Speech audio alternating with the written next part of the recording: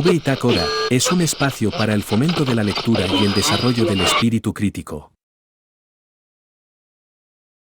Bienvenidos a Voces, un espacio de Bitácora Club en el que hablamos de libros, entrevistamos a autores y a todo tipo de personas y personajes ligados a la actividad literaria y a la creación artística para reivindicar el papel revolucionario de las letras y de la cultura en esta época de transhumanización.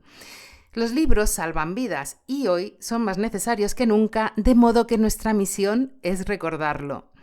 Los libros también pueden funcionar como alegorías que hacen despertar algo en el lector, como por ejemplo ocurre con Aparición frente al mar, de Pablo Álvarez Castaño, el libro que nos acompaña hoy y el autor que viene a hablarnos de él. Pablo, además de psicólogo y escritor, es un gran jugador de ajedrez y fruto de esa pasión publicó en 2004 las 64 casillas sobre los beneficios educativos del ajedrez. En 2023 publicó El juego del clérigo, una historia centrada en la figura de Ruy López, sacerdote extremeño del siglo XVI, que llegó a ser el mejor jugador de ajedrez de su época. En 2024 ha publicado la obra que nos va a servir de eje vertebrador de este programa, Aparición junto al mar, una novela que, utilizando como elemento de cohesión la pretendida aparición de la Virgen en un pueblo costero, plantea dicotomías que vamos a ir abordando a lo largo de esta entrevista, como pensamiento crítico y censura, espiritualidad y materialismo, o libertad y servidumbre voluntaria. En esta historia, una comisión de expertos, conformada por un exorcista, una psiquiatra y una psicóloga, debe dilucidar si la niña que dice haber visto a la Virgen miente o dice la verdad. Porque hay mucho en juego y las implicaciones no son solo espirituales, sino también económicas, sociales y políticas. Los personajes de Aparición junto al mar deambulan entre las 7 emociones básicas, la sorpresa, la tristeza, el desprecio, el miedo, la ira, el asco y la alegría, sirviendo como representantes de una sociedad de las apariencias que ansía encontrar la felicidad, pero que adormece esa sensación con fármacos o con el consumo impulsivo de contenido para no pensar. Una sociedad que adormece, como digo, esa necesidad de ser feliz, para no sufrir y enfrentarse a los cambios que cada uno debe hacer en su vida para conseguirlo. Quizá, si la hay, la moraleja de esta historia sea la de atrévete a luchar por lo que sientes que debes luchar a pesar del miedo, del sufrimiento y de la soledad. Pero Aparición junto al mar es mucho más que eso. Es un tratado sobre la condición humana, como ya hemos avanzado, que aborda cuestiones dicotómicas esenciales para el ser humano. De todo ello, ahora sí vamos a hablar con nuestro invitado de hoy, con Pablo. Bienvenido, es un placer tenerte con nosotros en Voces. Buenas tardes, Lorena, el placer es mío. Pablo, la pregunta obligada para todos los escritores que nos visitan por primera vez en este jardín literario es la de ¿cómo llega la literatura a tu vida? Pues la literatura está presente desde que era pequeño. Lógicamente me llega al principio como lector. El tema de dedicarme a la escritura surge mucho después. Cuando yo tengo unos 12 años y en una biblioteca del colegio cayó en mis manos 20.000 leguas de viaje submarino, libro que me enamoró. Y desde entonces casi siempre he tenido un libro entre manos. Lo que es ya escribir en sí, aparte del libro de las 64 casillas que sale en 2004, que no es literatura, es un libro de tipo técnico sobre los beneficios pedagógicos y psicológicos de la práctica del ajedrez, surge cuando en la primera novela, La perla del Mare Nostrum, yo repasando lo que es la historia de Roma y Cartago, en lo que era la antigüedad, las dos principales potencias que serían comparables hoy a Rusia, Estados Unidos, y dirimen las 3 guerras púnicas, y yo, curioseando con la historia, me di cuenta de que había 3 guerras púnicas. La primera y la segunda había un material bibliográfico impresionante, prácticamente enciclopédico, pero sobre la tercera de ellas apenas había nada escrito, solo libros muy especializados, y me llamó la atención. ¿Cómo era posible que la resolución de un pique que duraba más de 100 años se le había prestado tan poca importancia? Empecé a indagar Y todo eso cristalizó en La Perla de Mare Nostrum. Y es así como llego a la literatura, ya entrando ya como escritor. Desde entonces me he vuelto adicto. Es una droga que no me pasa factura y ya empecé a escribir El juego del clérigo y empecé a escribir el libro que hoy nos ocupa. El libro que nos ocupa es, como hemos dicho, Aparición junto al mar. ¿Cuál es su semilla? ¿Cómo surge o cuándo crece esa semilla en el escritor que eres? Concretamente lo del libro, me planteé en apariciones ha habido en todas las religiones. La ha habido en la religión musulmana, lo ha habido en la religión católica, cristiana, pero lo tenemos generalmente ligado a algo de la antigüedad. Lo tenemos ligado a lo que es la misma mitología griega, en que vemos a los héroes griegos y troyanos que hablan con los dioses como si hablasen con el carnicero. Y todo eso, hay un sustrato que ha ido dejando rastro en la literatura. Y lo que son las apariciones marianas más famosas, Lourdes, Fátima, Guadalupe, pero no había ninguna más referente a la época actual. La más cercana eran las apariciones de Medjugorje en 1981, aún en estudio, con sus pros y sus contras, y yo me planteé, ahora mismo, en el momento en que estamos, con un internet a pleno rendimiento, con influencers, con redes sociales, ¿qué pasaría si una persona dijera lo que dice esta chica en la novela, que ha visto una aparición de la Virgen? Pensaríamos que es verdad, pensaríamos que está loca, que quiere notoriedad, que es un fraude. Con toda la cantidad de formación y de información de la que disponemos hoy, ¿cómo se podría encajar eso en una sociedad tan interconectada como la nuestra? Y de ahí me tiré a escribir y dije, pues, donde el argumento me lleve. Uno de los temas subyacentes, ya iremos ahondando en la obra. Vamos a hacer un primer bloque como introductorio y después sí que me gustaría organizar las preguntas con base en la relación dicotómica, ¿no?, que he planteado en la introducción a través de fragmentos del libro. Pero como tema subyacente tenemos la sugerencia de que existe una relación entre la crisis personal y el renacer vital de una persona o espiritual, si entendemos la espiritualidad como una relación individual, no como un constructo social. ¿Crees que las adversidades, tú como psicólogo desde tu experiencia, son en el fondo una puerta para encontrar una versión más auténtica de uno mismo? Evidentemente, lo que a través de la adversidad aprendemos, crecemos. No siempre podemos esperar que todo ocurra tal y como nos viene bien, tal y como nos gustaría. En ese sentido, podemos aprender mucho de los estoicos griegos. Los estoicos griegos decían que la vida es como una escuela y estamos aquí para aprender. No aprendemos solo cuando vamos al colegio, sino que estamos aprendiendo siempre. Entonces, para los estoicos griegos, una frustración no era una derrota absoluta. Algo que te saliera bien no era una victoria aplastante. Lo que contaba era el coraje y el valor de seguir adelante. Por lo tanto, la adversidad era un aprendizaje a través de, aunque evidentemente se pase un mal momento y haya que elaborar, reflexionar, reestructurar muchas cosas, en ocasiones reestructurar una buena parte de tu vida, a partir de esa adversidad crecemos. A veces tendemos a pensar de que los humanos tenemos a veces una forma de pensar que no es estrictamente racional.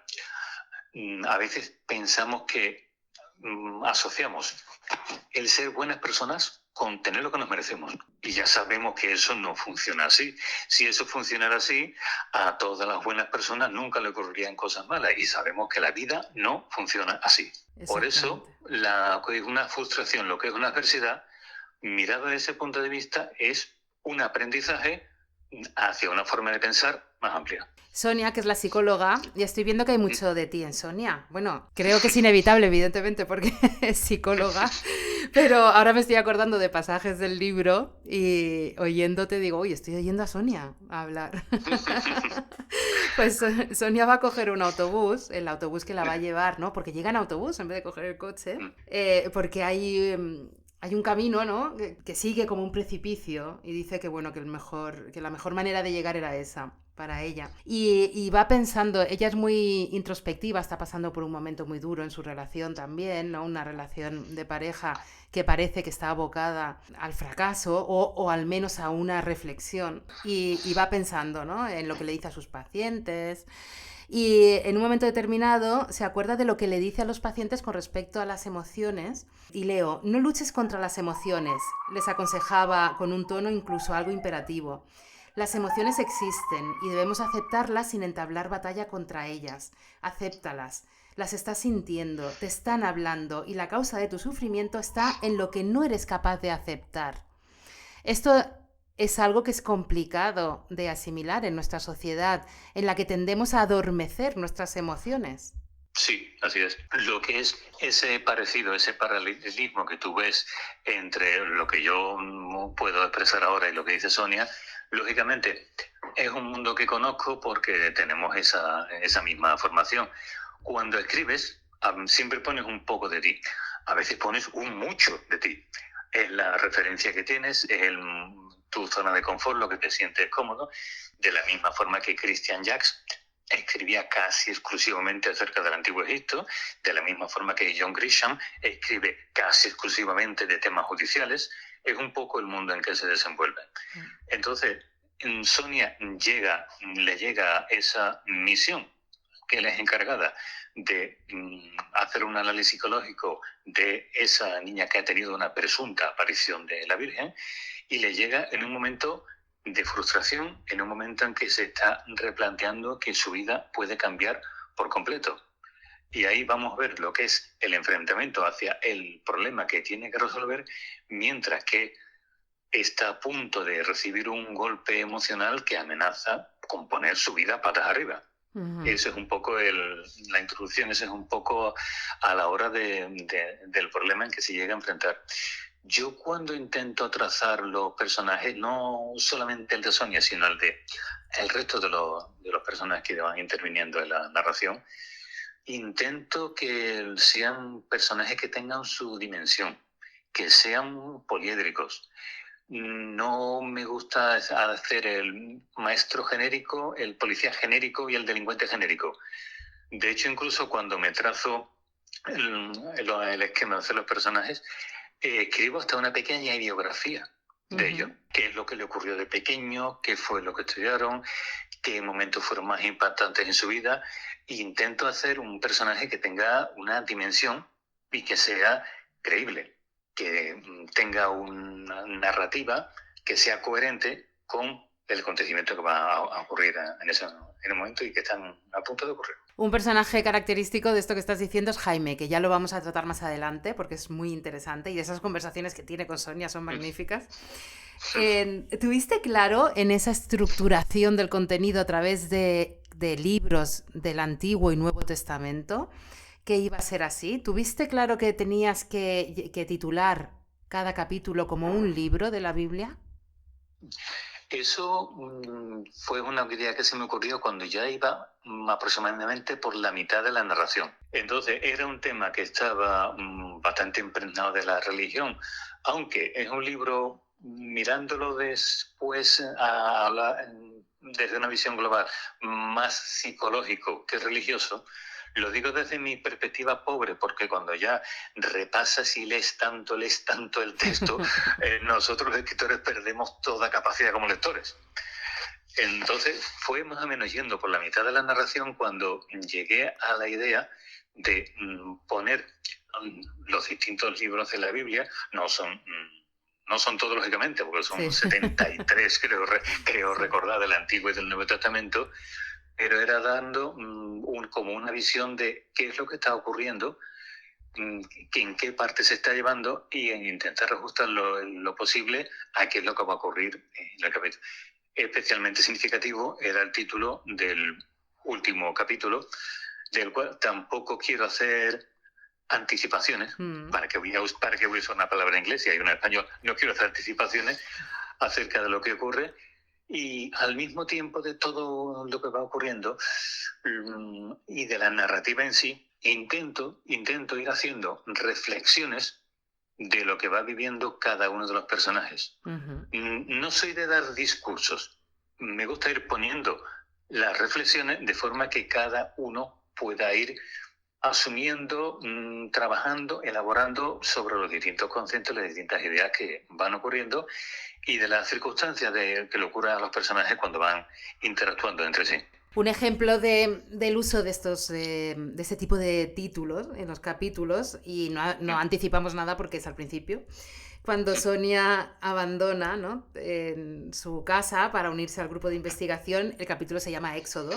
Y claro, parece una declaración de intenciones en cierta medida, porque el éxodo es la salida y liberación del pueblo judío con respecto a la esclavitud que estaban padeciendo de Egipto, pero también es el principio de un transitar muy duro de ese pueblo. Así que nos vas dando esas pistitas, ¿no?, que son interesantes siempre encontrar. Ese era el sentido último del título de ese capítulo. Ya no vamos a hablar más. ¿El ajedrez se puede utilizar para describir o para construir una trama de suspense como esta? Porque hay un suspense, evidentemente, porque es la investigación. Al fin y al cabo, van a investigar si esta niña ha visto o no a la Virgen. El ajedrez se puede usar de múltiples formas. El ajedrez es un juego, ciencia, deporte, arte. Cada uno lo puede encuadrar en la disciplina que más le pueda encajar. El enfrentamiento entre dos personas, enfrentamiento absolutamente mental, el físico no cuenta, en el que cada uno de los jugadores tiene sus objetivos y cada uno de los dos se traza sus estrategias. En lo que hay muchas novelas que han sido inspiradas en el ajedrez y con su corolario, películas que han sido inspiradas en ello. En mi novela anterior, El juego del clérigo, el ajedrez es algo que está no invadiéndolo todo, pero sí impregnando la mayor parte de los capítulos. La novela del juego del clérigo en realidad es una partida de ajedrez. Los personajes son jugadores que se van trazando sus estrategias para conseguir sus objetivos. Nobles o no, correctos, lícitos o no, pero cada uno se va trazando esa estrategia y esa táctica para conseguir lo que pretende. Así que es una herramienta, en definitiva, para saber, una vez que te plantea un problema, qué solución le das. La verdad que tengo muchísimas ganas, desde que acabé de leer Aparición junto al mar, de leer esta novela del ajedrez, porque me ha gustado mucho cómo construyes y cómo abordas la creación de los personajes y cómo interactúan entre ellos, y tengo mucha curiosidad, así que esa ya me la he apuntado y hablaremos en un futuro cuando me la lea. El escenario principal. Sí, dime. Yo estaré encantado de conocer tu impresión. El escenario principal de la novela que nos ocupa hoy es Villanueva del Mar. ¿Tú tenías pensado desde el primer momento que tenía que ser un pueblo costero, que el mar tenía que estar presente en la historia? Sí. Tenía claro que tenía que ser un pueblo costero, que tenía que estar lógicamente junto al mar, que tenía que ser un pueblo absolutamente desconocido. De hecho, busqué que ningún pueblo en España se llamara así, con idea de no haber ninguna referencia ni de alguna localidad en concreto, ni de alguna comunidad autónoma en concreto, sino que fuera un pueblo, ¿no?, en lo que es en España. También había un elemento importante para mí que sale en la novela, no me importa comentarlo ahora. Al ser un pueblo costero, una de las profesiones principales que se desarrollan en el pueblo es la profesión de varios de los primeros discípulos de Cristo. Eran pescadores, y eso es un elemento que era importante por el significado religioso que va adherido a lo que es esa profesión.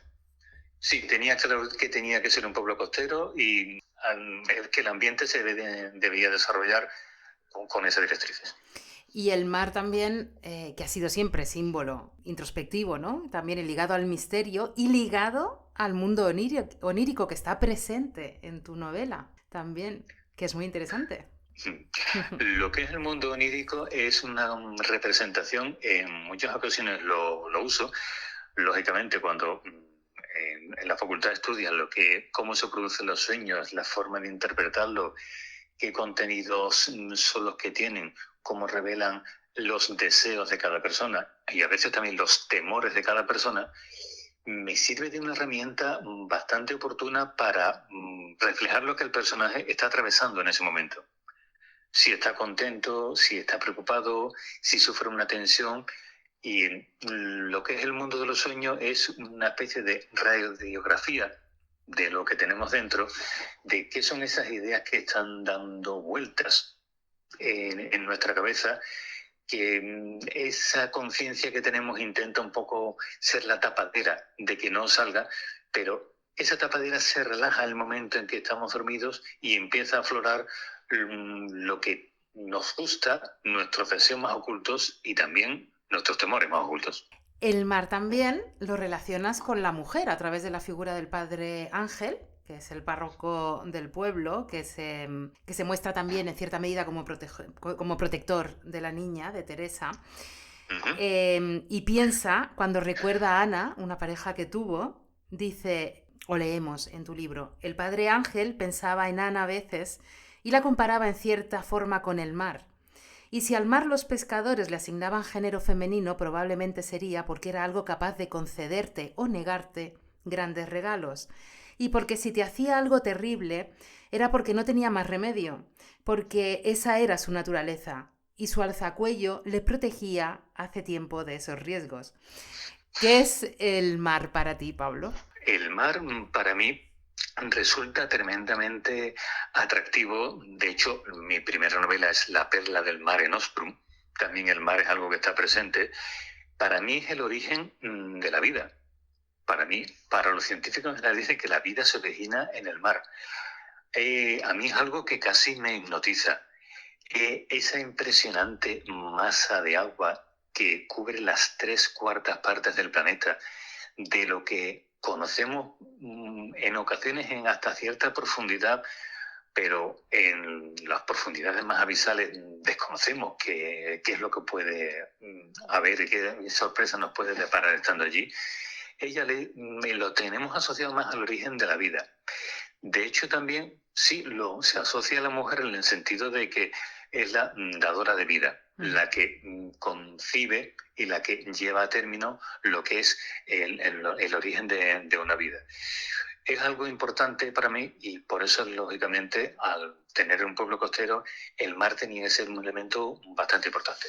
Encontramos también la reivindicación de la mujer como figura histórica ocultada. En muchas ocasiones haces una pequeña alabanza, ¿no?, a Camille Claudel, por ejemplo, o a Gabrielle Colette también, que es muy interesante. Lo dejamos así como una pincelada para que nuestros oyentes vayan a buscar a estas dos mujeres. Volviendo a Sonia, ella es sobrina del obispo que va a solicitar esta investigación. Y es un obispo muy curioso porque cita a Lutero. ¿Tú has conocido algún obispo que cite a Lutero? No tengo amistad ni vinculación con obispos, pero me llamó la atención el por qué lo que es un obispo y precisamente de la Iglesia Católica, de la Iglesia Católica española, es decir, católica al cuadrado, que a la hora de hacer una reflexión se fije en lo que es precisamente el fundador del luteranismo. En principio el luteranismo fue un escándalo. Hoy en día te encuentran las obras de Lutero publicadas por editoriales católicas. Ya nos hemos hecho mucho más flexibles en ese sentido. Pero me llamó la atención el dar una pincelada irónica a la hora de hacer esa referencia. Es muy curioso. Ahí encontramos en tu novela esos momentos de humor, de ironía también. Es interesante. A mí me gustaría saber por qué el equipo de investigación está compuesto por una psicóloga, una psiquiatra y un exorcista. En lo que es una investigación de ese tipo, como hemos podido ver en otras obras literarias, por ejemplo, La boda del diablo, que desde otro punto de vista intentan ver si un guerrillero que ha fallecido, que ha sido fusilado en la Segunda Guerra Mundial, reúne las condiciones para ser declarado santo. Hay una investigación similar, pero esa la hace una sola persona y va por otros derroteros absolutamente. A la hora de examinar lo que es si una persona ha tenido realmente esas experiencias o ha sido fruto bien de un fraude, bien de algún proceso de enajenación mental, entendí que eran precisos tanto disciplinas religiosas como disciplinas psicológicas, psiquiátricas que puedan descartar que la persona que ha sufrido esa experiencia puede ser víctima de una enfermedad mental. En la Edad Media los exorcismos se hacían con una fluidez que hoy nos escandalizaría. Hoy en día un exorcismo no puede hacerlo directamente lo que es un sacerdote, tiene que contar con la autorización de un obispo que a su vez tiene que descartar que la persona involucrada no esté sufriendo ninguna enfermedad mental. Había que dar esas pinceladas de todas las disciplinas de forma que el abordaje de un suceso como el que estaba pasando fuese multidisciplinar y no quedase ningún cabo suelto. Además es muy interesante la relación entre ellos porque tienen personalidades que se complementan y son excéntricos. Son personajes muy, muy interesantes cuando los pones cara a cara en esas mesas, ¿no?, que organiza el coordinador, que los pone a los tres cara a cara. Como decía, hay tres grandes bloques desde mi punto de vista temáticos. Me gustaría dar paso ahora al primero de ellos, que es el psicoanálisis frente al conductismo. Y para eso voy a recuperar la figura de Adela, la psiquiatra, y leemos en uno de sus pensamientos. Sabía que no debía dejarse engañar por la actitud sosegada del sujeto, porque ella al principio va a entrevistar a una persona en la cárcel, a un delincuente, y está hablando de él. Sabía que cada persona tiene un yo sombrío, un ello, como lo llamaba Freud, una parte oscura de cada uno de nosotros que en el peor de los momentos puede arrebatar el control a nuestra racionalidad y ser capaz de las mayores atrocidades. Robert Louis Stevenson despertó sobresaltado por esa visión de pesadilla y decidió escribir el extraño caso del Dr. Jekyll y Mr. Hyde. ¿El mal, Pablo, se explica mejor desde el conductismo o desde el psicoanálisis? Ambos tienen puntos de vista distintos. Ambos son disciplinas distintas, yo diría que incluso dogmas distintos. Uno de los problemas filosóficos que ha habido desde siempre ha sido precisamente este que tú recoges, la justificación del mal. ¿Cómo es que existe el mal? Desde el punto de vista del psicoanálisis es lo que tú has estado recogiendo ahora mismo en el pasaje. Tenemos una especie de yo sombrío, no somos ángeles, tampoco somos demonios del todo, somos, en definitiva, seres humanos con nuestras luces, con nuestras sombras, y es esa parte oscura, esa parte instintiva, esa parte egoísta, que podemos decir que el ego que le llamaba Freud, en el que están todas nuestras tendencias instintivas que lo único que se rigen es por cómo puedo conseguir placer, por cómo puedo evitar malestar a toda costa. Desde el punto de vista del dogma conductista, básicamente es distinto. Ellos piensan que lo que es la conducta de cada sujeto viene determinada en función de los premios y recompensas que ha ido recibiendo a lo largo de su historia conductual. Si una persona ha podido tener esas experiencias, ha visto que con una determinada conducta ha conseguido el resultado, vuelve a repetirlas. También puede haber un aprendizaje de tipo vicario. Yo veo personas que hacen una cosa ilegal, inmoral, ilícita, y veo que consiguen el resultado y les va bien, pues esas personas tienden a repetir eso.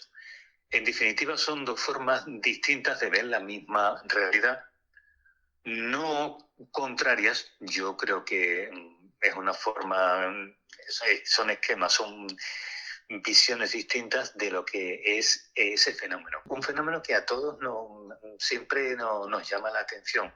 ¿Cómo es posible que haya personas con una capacidad de maldad? ¿Cómo es posible que haya personas que sean psicópatas? Psicópatas, personas que no tienen ningún tipo de deterioro mental, pero que tienen una absoluta falta de empatía, una absoluta ausencia de estructura emocional, que piensan que las demás personas no son poseedoras de derechos, sino que son meros instrumentos que están ahí para que él vaya consiguiendo sus objetivos, y lo hace con una frialdad que impacta. La justificación del mal, siempre nos hemos preguntado todo eso. Y cuando pensamos en psicópatas, pensamos en esos personajes de las películas o de los libros que son muy estereotipados, pero es que existe una serie de psicópatas llamados funcionales que están integrados perfectamente en la sociedad y que llegan a altos lugares de poder, ¿no? También hablas de la cuestión del poder, es muy interesante, la vamos a abordar un poco más adelante.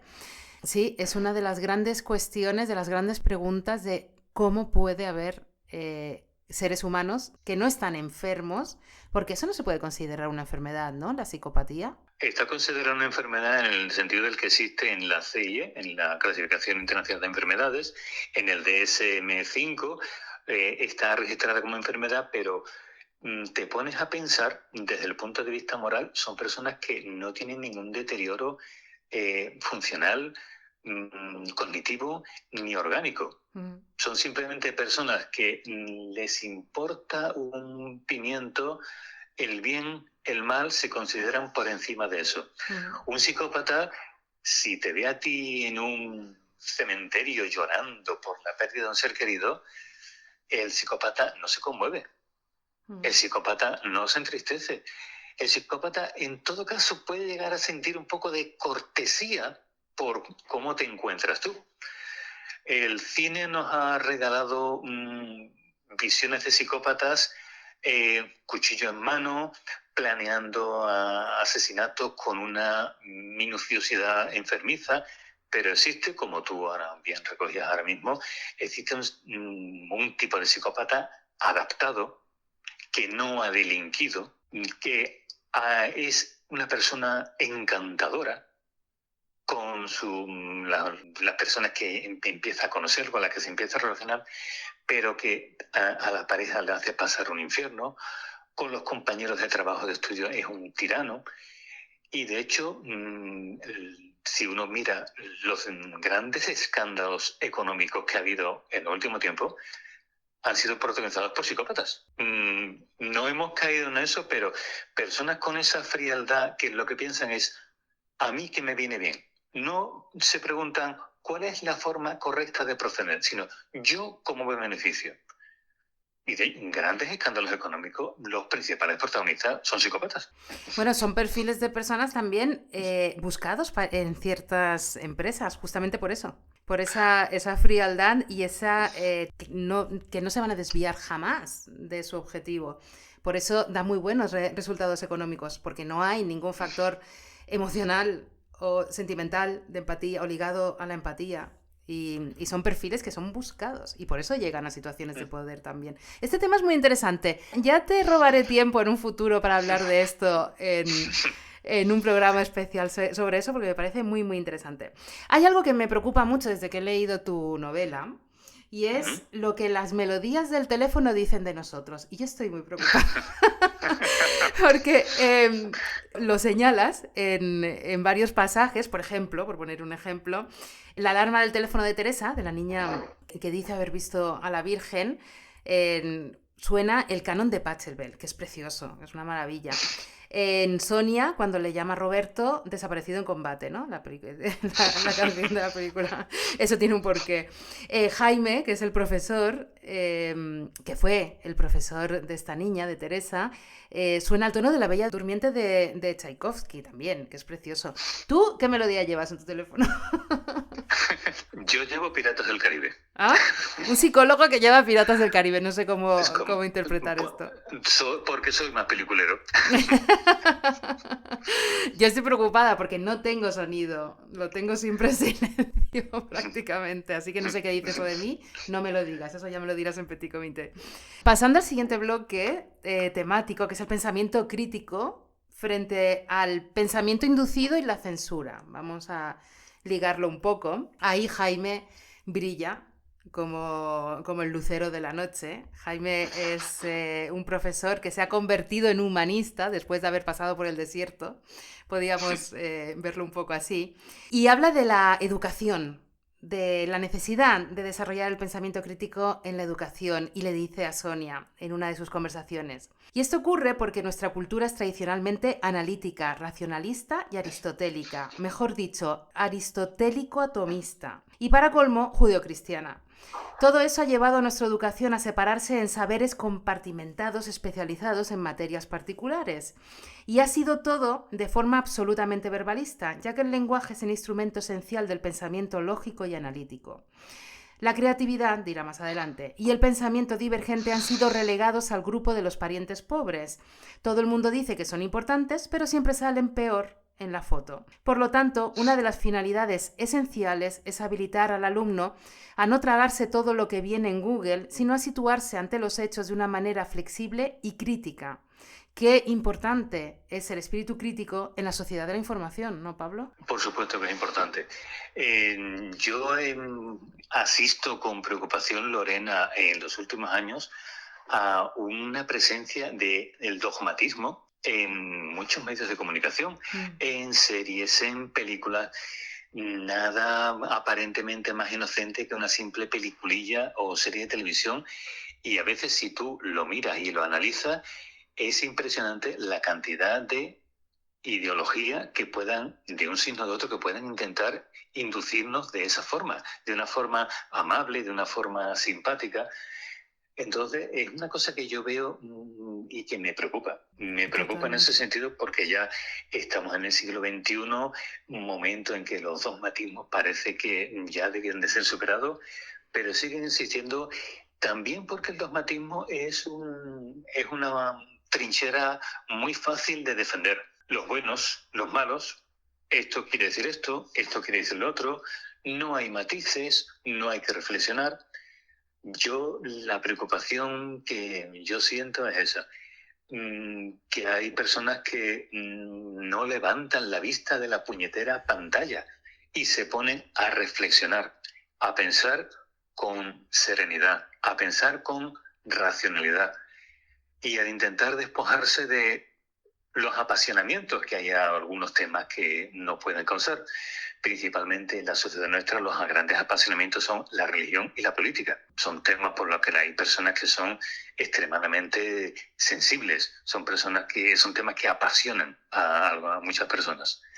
Entonces, a mí me parece importante tener espíritu crítico, mirar las cosas con racionalidad, con detenimiento, con análisis e intentar, dentro de que tengamos una determinada ideología, tengamos un determinado convencimiento de las cosas, intentar, sin negarlo, trascenderlo para poder pensar de una forma amplia, de una forma en la que podamos escucharnos todos unos a otros. Has dicho algo clave que es serenidad y nos falta mucha, en efecto. Serenidad es lo que se necesita para razonar, si no, no se puede. Hay una frase que me ha maravillado, que me ha encantado, que es: en muchas ocasiones nuestro sistema tradicional de enseñanza se comporta de una forma colonial que impide el pensamiento crítico. No invita a los alumnos a razonar sobre lo que ocultan las explicaciones, sino que las presenta como la única opción posible. Ni mucho menos propone a los alumnos analizar las estructuras sociales o políticas donde viven. Y esto también es interesante, el pensamiento crítico como herramienta para ser un mejor ciudadano, quiere decir, para defender tus derechos dentro de una sociedad. Es el principio, empezar por ahí, ¿no? Desde pequeños, enseñarnos a tomar ese camino. Dentro de que es preciso una formación y alguien nos tiene que dar una formación y, lógicamente, con unas coordenadas. No podemos educar a los jóvenes en el vacío. Tenemos que educarnos con un determinado contenido, pero en lugar de evitar el dogmatismo, aunque se les den una serie de conocimientos, de rutas, de coordenadas, hacerles ver que existen otras opciones, que enseñárselas no como una mera curiosidad, sino como puntos de vista que han existido de personas equivocadas o no, pero que tuvieron sus reflexiones y llegaron a esas conclusiones. Es importante a la hora de hacer eso y al lugar de desprenderse de todo ese tipo de ideas preconcebidas, de ideas que quizá no han pasado por un análisis racional o tienen una fundamentación muy sesgada, y por eso es importante escuchar a todo el mundo y que todo el mundo pueda hablar y que nos podamos escuchar unos a otros. Yo es una cosa que me llama mucho la atención cuando las personas intentan expresar lo que es sus ideas, y no siempre las personas a lo largo de la historia del humano lo han tenido fácil, porque tú te pones a pensar, en el antiguo Egipto, ¿las personas podían expresar, decir lo que pensaban? La respuesta viene sola, evidentemente no.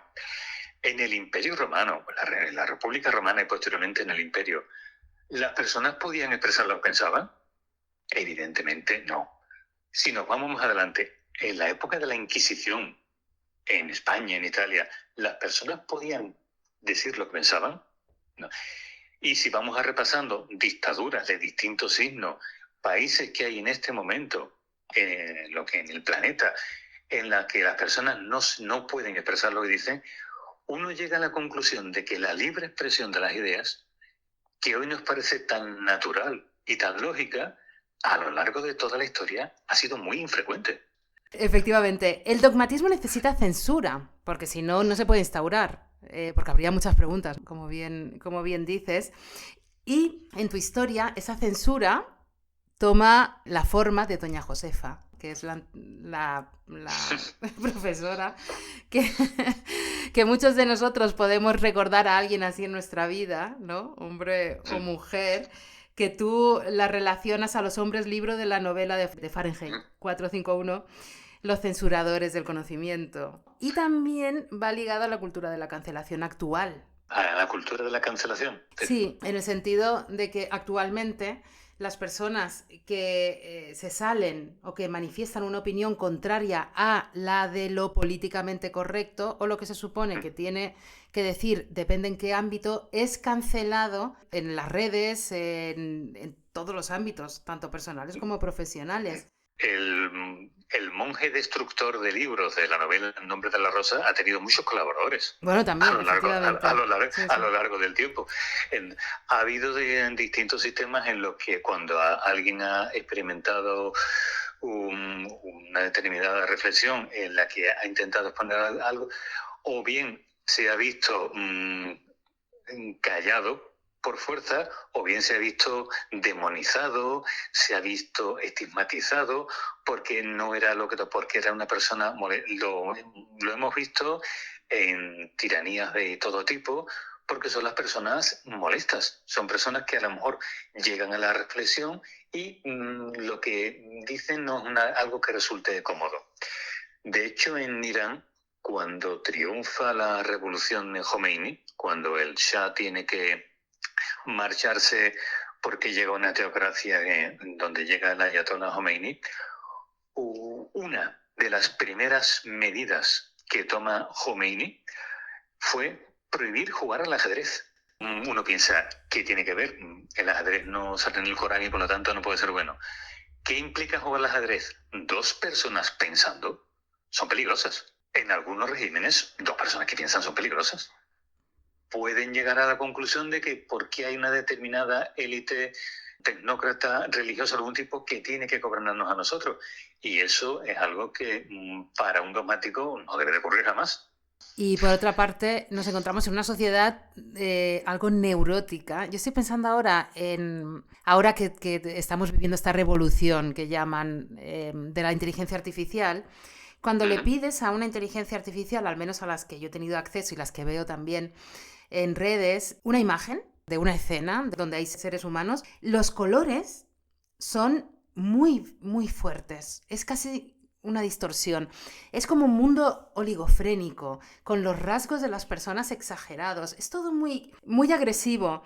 Y tú tienes una frase que dice, verás, la percepción neurótica de la realidad puede desembocar en una especie de caza de brujas.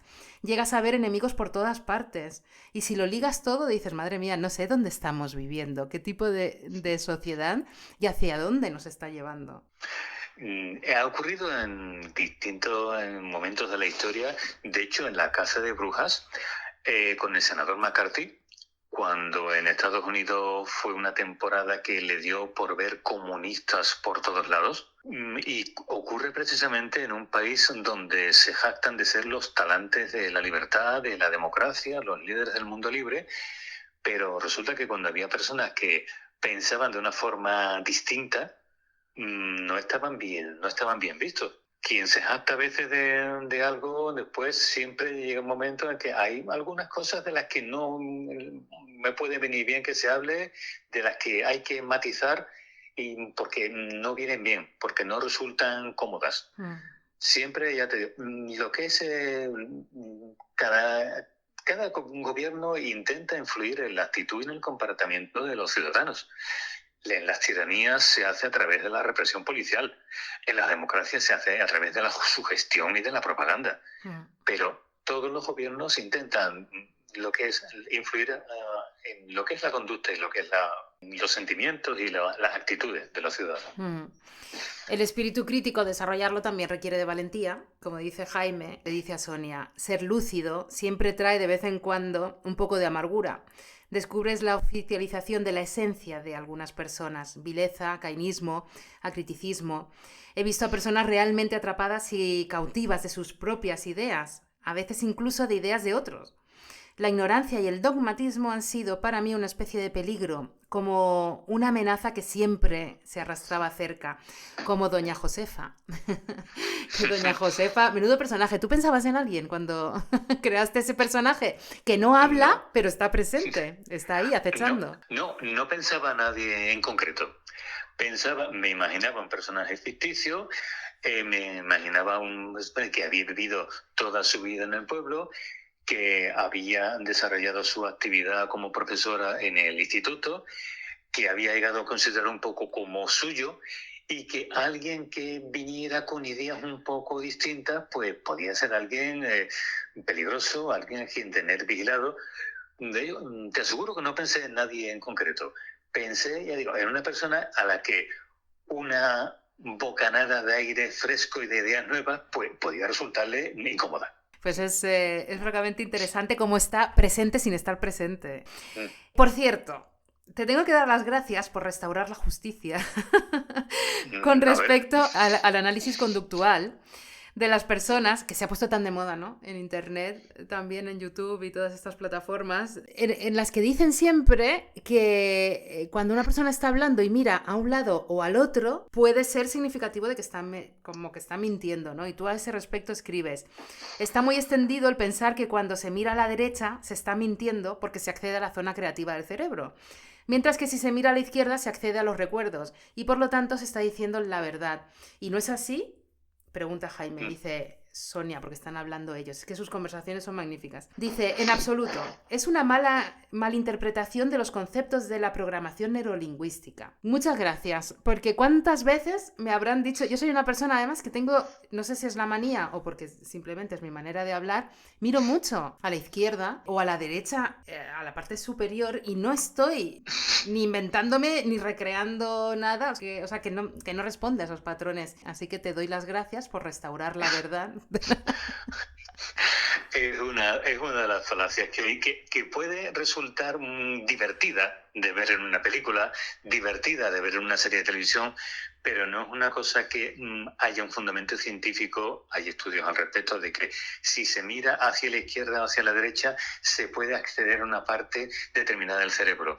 No es una cosa que tenga que ver lo que es el nervio óptico que tenemos con el funcionamiento del cerebro.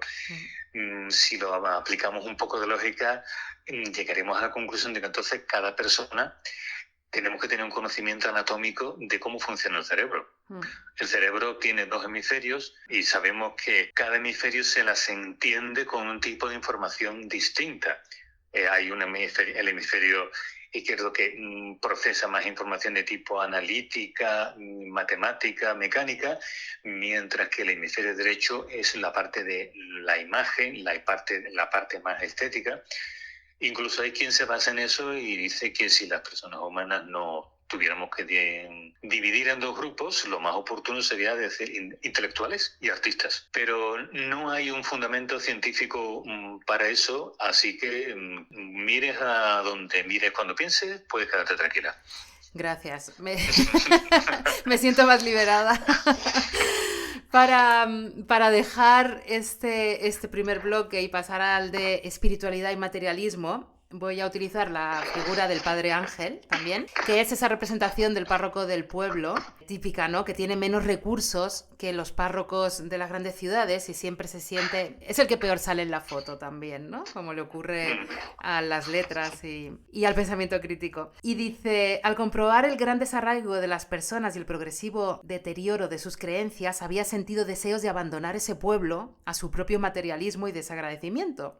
Sin embargo, ahora todo había cambiado. Había aparecido Teresa y había visto a la Virgen. Y Villanueva del Mar empezó a ser el centro de muchas miradas, comentarios y peregrinajes. Se convertiría en un nuevo Medjugorje, o Jorge, que seguro que lo he pronunciado mal, la localidad de Bosnia de la que has hablado antes, en la que se apareció la Virgen y que están investigando actualmente. Y lo que me ha interesado mucho es que este párroco, tentado por la vanidad, evidentemente, y por el marketing, dice, le decía que no es casualidad que la colecta vaya justo detrás de la homilía. Si el sermón es bueno, la gente suelta más pasta.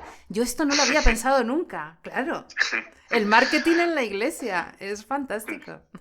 No es casualidad, no es casualidad ese tipo de cosas.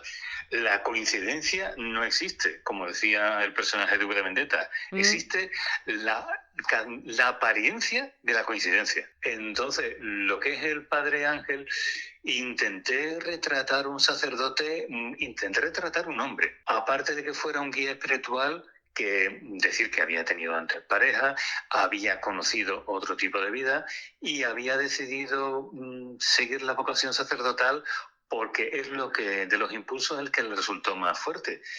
Pero el hecho de que ¿por qué no podía sentir atracción por una mujer? Yo es una cosa que siempre que me ha preguntado el por qué a los sacerdotes, en la religión católica me refiero, no se les deja casarse, no se les deja formar una familia. En otras religiones se les permite, los pastores protestantes lo hacen, los imanes musulmanes lo hacen, los rabinos judíos, hay rabinos casados y rabinos solteros. Creo que solo le ponen la condición a los rabinos que su esposa sea también de religión judía. Entonces, no sé por qué la religión católica tiene esa cortavisa. No está escrito en la Biblia, está escrito después en el derecho canónico, pero ni Jesucristo dijo nada similar, ni San Pablo dijo nada similar. Entonces, intenté usar la figura de un hombre. Totalmente. Con sus impulsos, con sus expectativas, que, obligado por el celibato del derecho canónico, ve una hija adoptiva. Es como una especie de hija adoptiva, porque Teresa es huérfana y se convierte casi en su sombra. Y esa es la función que tiene en el sentido de proyectar esa paternidad que nunca tuvo. Es muy sugerente también cómo analizas las diferentes maneras de acercarse a la religión. Sonia hace una reflexión sobre ese opio o ese narcótico, ¿no? Según Freud, que podía ser la religión. Y que ante la religión las personas se muestran como niños que necesitan que los protejan, o sea, no son los dueños de su vida. Hay un pasaje que dice, cuando leí El porvenir de la ilusión, me llamó la atención que Freud, habiendo sido criado en el judaísmo, tuviera un gran interés en deslegitimar la religión. La consideraba poco menos que un falso sistema de creencias y afirmaba que los efectos del consuelo religioso eran parecidos a los de un narcótico. Acababa concluyendo que no se puede estar siempre siendo niños en brazos de la religión. Y luego, por otra parte, tenemos a un personaje también muy interesante, que es Araceli, que se cambia el nombre para que suene mejor, que tenía claro que después de Dios, la fe y la patria, lo más importante era la influencia, ¿no? Y utiliza también el acercarse a Teresa, que es el centro de atención del pueblo, a través de su hijo, ¿no? Que le pide que vaya a conocerla. Una mujer que utiliza cualquier herramienta que tiene en su mano en su beneficio, en ese egoísmo, que un poco psicópata, en cierto sentido, también muy interesante. Es muy sugerente, como decía, ese análisis que haces. Hay que recordar a las personas que nos estén escuchando, estamos hablando de un libro de misterio, el misterio es saber si esta niña ha visto o no a la Virgen. Va a haber una investigación, el lector va a poder asistir en primera persona a esa investigación, a los informes de cada uno de los especialistas. Todo esto de lo que estamos hablando está condensado de 220 páginas. Es magnífico porque es un ejercicio de síntesis muy importante que has tenido que hacer, imagino, Pablo, para todo esto. Sí, ha habido que hacer un ejercicio de síntesis tanto de lo que son la psicología y las dos principales doctrinas psicológicas que son lo que es el psicoanálisis y lo que es el conductismo, que son un poquito las que se han desarrollado más a tope dentro de lo que es la disciplina psicológica, y también cómo se puede encuadrar, cómo se puede ver dentro de la perspectiva de lo que es la mecánica de la Iglesia a la hora de enfrentarse a un caso como este.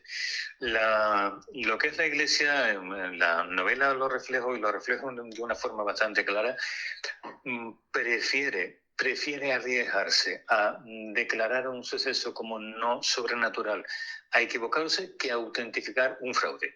Siempre. Interpreto que porque evidentemente a lo largo de la historia se han podido colar muchos hechos que serían discutibles desde la perspectiva que tenemos ahora. En lo que es la religión, Freud, a pesar de que, como tú acabas de leer, fue criado en el judaísmo, siempre fue muy independiente de eso. Él decía que él no tenía nada que ver con la religión de sus padres, pero nunca renegó de su pertenencia al pueblo judío. Sí se sentía muy identificado con sus maneras, con sus costumbres, con su forma de pensar, pero muy desvinculado de eso. De hecho, más significativo, Freud tuvo 3 hijos y 3 hijas. A sus 3 hijos no los circuncidó, que era como el bautismo, entre comillas, de los judíos, para que nos demos cuenta del convencimiento que tenía Freud de desvincularse desde el punto de vista religioso, no cultural, del judaísmo. Hablando de esos acercamientos materialistas, por llamarlos de algún modo, o con un objetivo que está fuera de la espiritualidad a la religión, tenemos el síndrome de Eróstrato, que es muy habitual, lamentablemente, en nuestra sociedad. Y a mí me gustaría que lo explicases para las personas que no lo conocen y que me contestes a si se contagia o no, porque parece que hay una epidemia. El síndrome de Eróstrato, que se bautizó de esa forma, síndromes están saliendo prácticamente todos los días. Eróstrato fue aquel griego que se metió en el palacio en el templo de Artemisa en Éfeso, y consiguió burlar la vigilancia y le metió fuego. Cuando los griegos lo atraparon, lo encarcelaron, lo torturaron, en esa época no tenían los derechos ni sabían lo que era un habeas corpus, intentando averiguar por qué había hecho eso. De hecho, incluso el nombre de Eróstrato intentaron borrarlo de los libros de historia, que no lo apareciera en ningún pergamino. No lo consiguieron, o sea, supimos que se llamaba así, pero la principal fuente, cuando llegaron a decir, ¿por qué se te ocurre destruir el templo más bonito que había en ese momento en el mundo? Y la respuesta que dio Eróstrato es que quería ser famoso. Es decir, ya no importaba lo que es la verdad, lo que es la mentira, sino si no puedo destacar por lo bueno, destaco por lo malo. Es preferible hacer algo ilícito, hacer algo incluso espantoso, que quedarse en la mediocridad. De hecho, reality shows que vemos, y no voy a detallar ninguno, los tenemos ya de todos los tipos. ¿Qué es lo principalmente que se busca? Ser famoso, que mi vida no pase desapercibida, y si no es por hacer algo bueno, por haber hecho algo turbio. Hay personas que el afán de protagonismo les puede de esa forma que llegan a esos extremos, como llegó Eróstrato.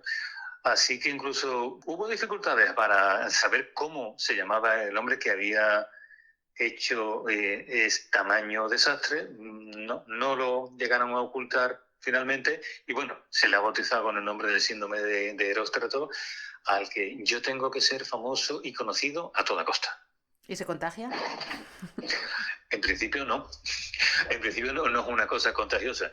Distinto es que si sirve de modelo negativo para otras personas, en el sentido de que ver si se puede causar lo que es el conseguir el objetivo que pretendo o no. Ahí va a depender de cada persona, va a depender de su historia anterior, va a depender de sus expectativas, pero en principio no es una cosa que se contagie de esa forma. Otro de los bloques temáticos que hay en tu novela versa sobre la libertad y la servidumbre voluntaria. Esto también en las conversaciones de Jaime y Sonia, que son una especie de... A mí me ha hecho pensar un poco a la República de Platón en ciertos momentos. En una de ellas, Jaime le dice a Sonia: siempre habrá cavernas de Platón donde se proyecten sombras y personas que se conformen con ello.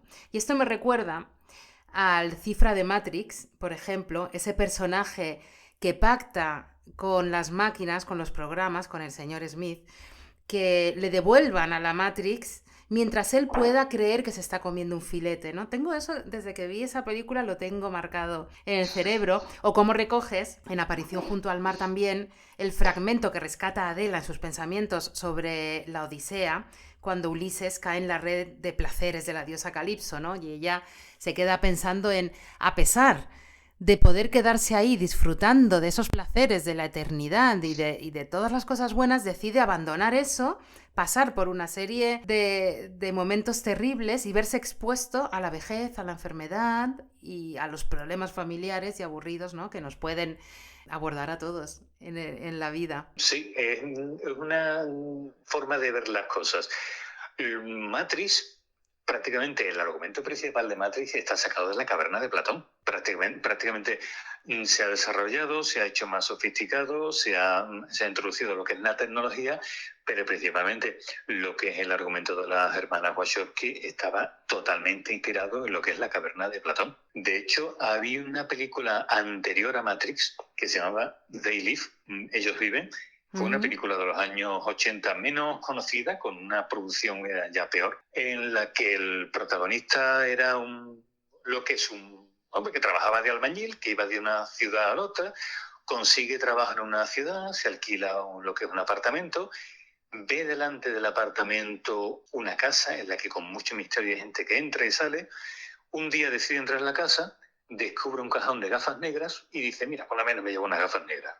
Y va andando por la calle y resulta que cuando se ponen esas gafas negras, la realidad que ve es distinta. Veía un anuncio de un refresco, se ponía las gafas negras y había un cartel que ponía obedece. Veía un anuncio de una playa paradisíaca con una chica en bikini, se ponía las gafas y veía cásate y reprodúcete. Veía un billete y lo miraba a través de las gafas y ponía este es tu Dios. El argumento de la película en definitiva era que había habido una invasión extraterrestre, civilina, no había sido violenta. Los extraterrestres habían logrado colocarse en puestos importantes y clave de la sociedad y nos estaban poniendo delante de nosotros una realidad distinta de la correcta, una ilusión que nos inducía a la obediencia, a la sumisión, al consumo. Esta era también otra forma de... Matrix llevó eso ya casi al último exponente, lo hizo mucho más sofisticado, pero está basado todo en lo que es la leyenda de la caverna platoniana.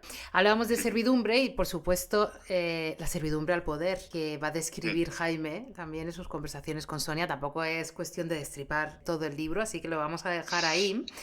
Pero sí que quiero leer un pequeño extracto que tengo aquí, que es muy voltairiano.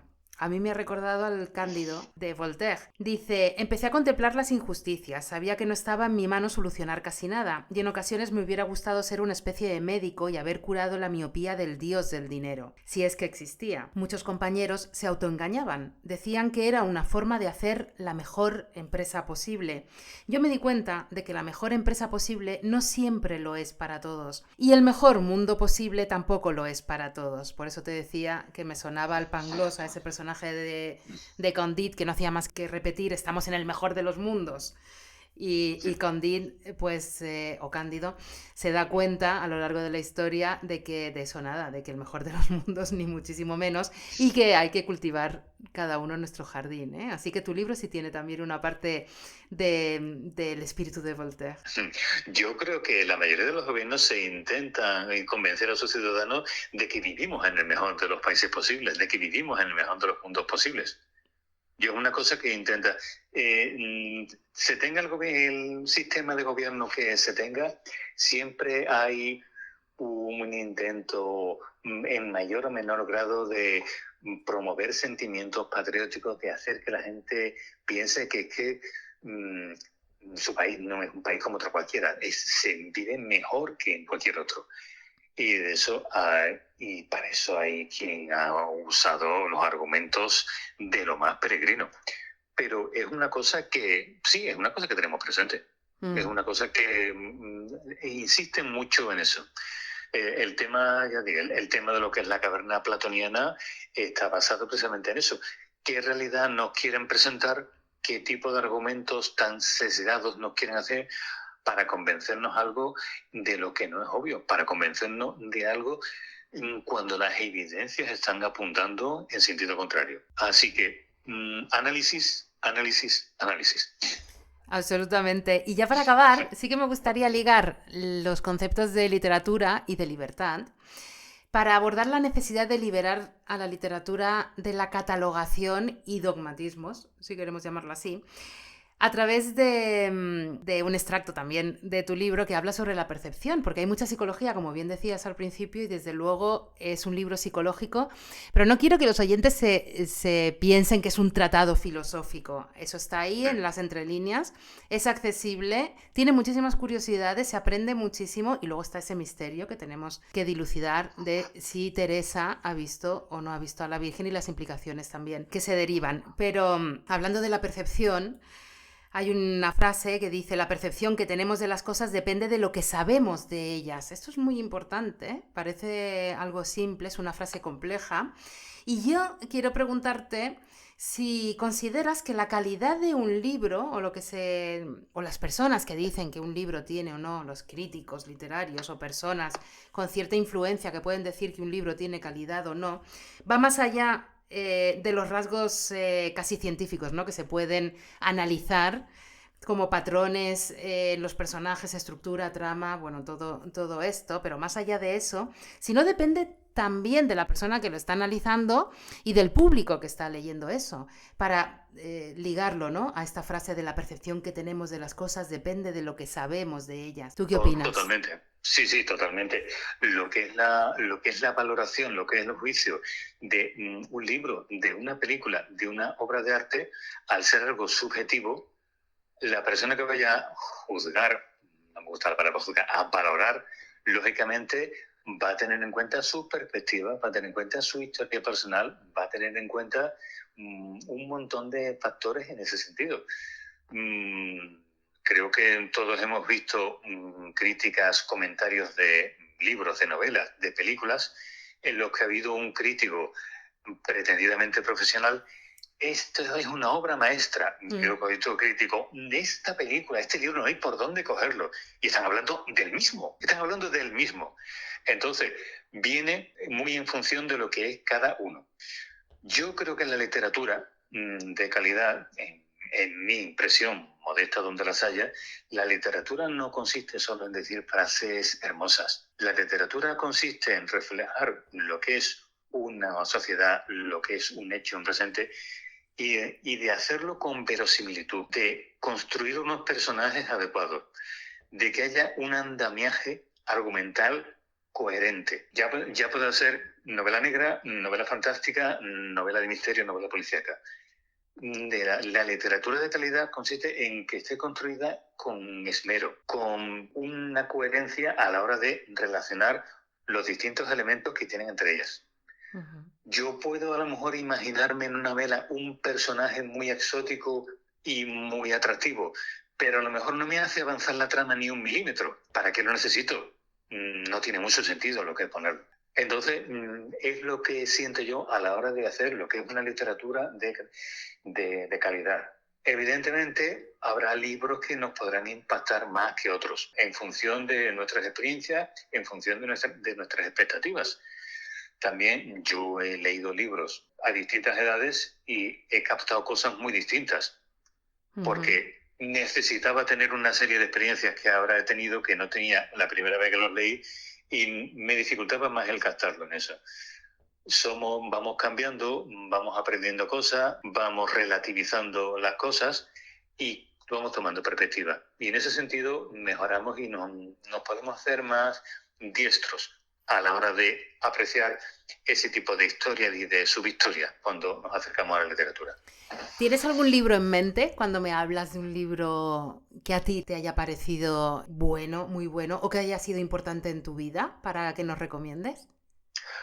Sí, yo anteriormente, hace un rato, comenté un libro que a mí me resultó realmente llamativo, fue El abogado del diablo, de Morris West. Lo leí con 18 años, lo leí con 35 y lo leí con 50. Las impresiones que tuve fueron muy distintas unas de otras. Según fue pasando el tiempo, lo fui captando mejor por la variedad de temas, no solo uno, que toca esa novela, por el impresionante desfile de personajes que hay, cada uno con, como ya digo, con sus expectativas, cada uno con su historia. Y la verdad es que es una novela que suelo tener de referencia.